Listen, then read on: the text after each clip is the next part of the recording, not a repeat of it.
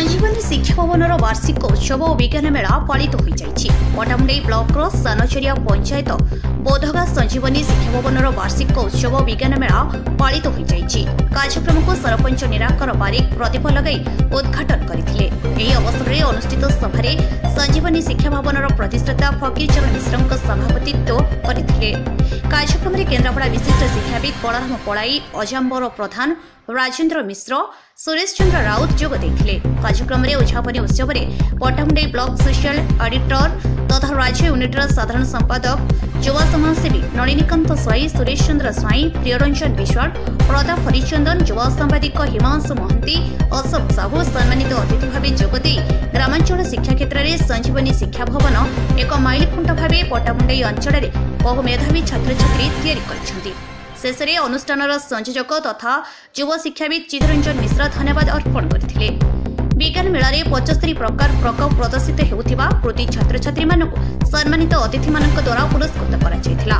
कार्यक्रम को अनुष्ठान गुरुमा गुरुजी प्रमोद पवित्र, आशा शताब्दी, मानी संध्या, स्मृति गुरुमा परिचालन में सहयोग करथिले। पटामुंडई अशोक साहू, विरोची हिमांशु महंती रिपोर्ट, आवाज ओडिशा।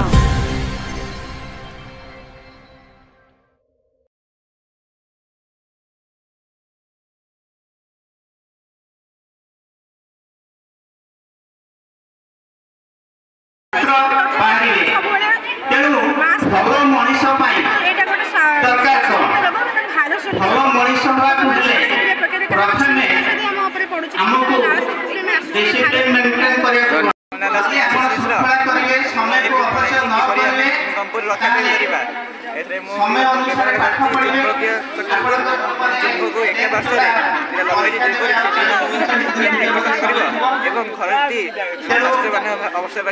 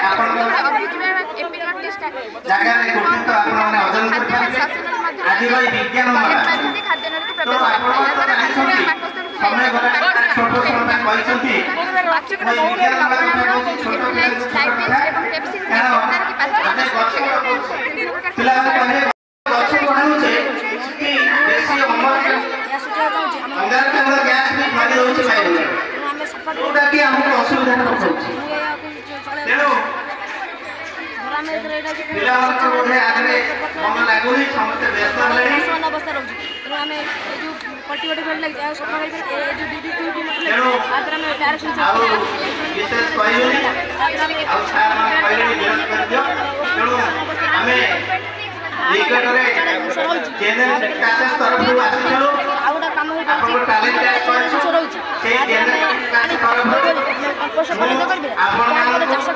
बहुत उपयोगी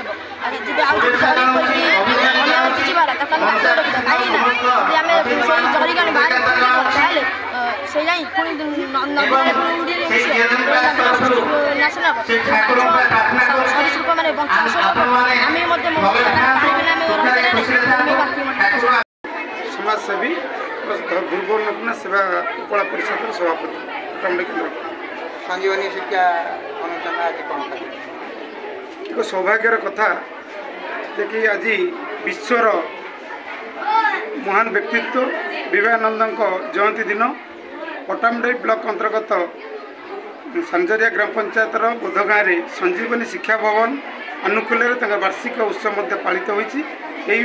उत्सव माध्यम पिला जो भौतिक एवं मानसिक शिक्षार विकास पाई एक प्रतियोगिता होता से प्रतियोगितार आज पुरस्कार वितरण उत्सव थिला जहाँ मुझे धन्यवाद देवी एवं आगामी दिन में आशा करी ओडिशार आराध्य देवता विश्वर ठाकुर जगन्नाथ पाखे एभली अनुष्ठान उत्तरोत्तर उन्नति होगा सहित शिक्षार विकास ये अनुष्ठान कर्मकर्ता और समस्त व्यक्ति सहयोग करते बोली राजनैतिक नेतृत्व मुख्यमंत्री आरंभ कर शिक्षा मंत्री सांसद आरंभ कर विधायक और पड़ोशी विधायक दुर्गा को निवेदन करी साहाय्य सहयोग करूँ।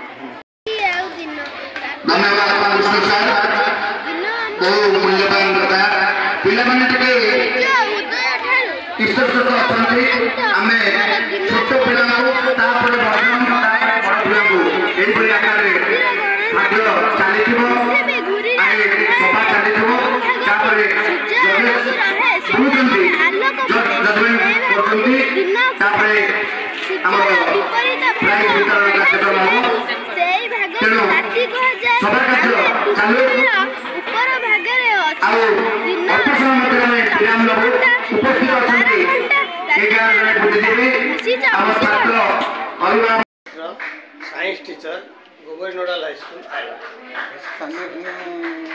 विद्यापीठ आज विज्ञान मेला कार्यक्रम रे सामूहिक सूचना साक्षी संजीवनी विद्या मंदिर में प्रति वर्ष साइंस एग्जिबिशन आयोजन करता है। मुझे दीर्घ 3 वर्ष है साइंस एग्जिबिशन जज पिलामानकर प्रोजेक्ट अत्यंत उच्चकोटर थिला वर्किंग मॉडल भी थिला पिला मानक मुझे भाषण स्थल में साइंटिफिक टेम्पर केपरि डेभलप हम से गाइड करी जहाँ चित्त सार उद्यम ये अख्यात पल्ली में गोटे विज्ञान उज्जीवित होती साधुवाद वर्ष चित्त सार निमंत्रण आम जो संजीवनी को आसी आज जो परिवेश माहौल बहुत बढ़िया थिला। छोट छोट कुनी वैज्ञानिक माने जो प्रतिभा मान प्रदर्शन कर बहुत उच्चकोटर थिला। मु ये जो आयोजन करता चित्त सार को धन्यवाद अर्पण करछि एवं से आगु को मध्य ये अनुष्ठान को किभरी आगु नेबे एवं ये जो अंचल पल्ली अंचल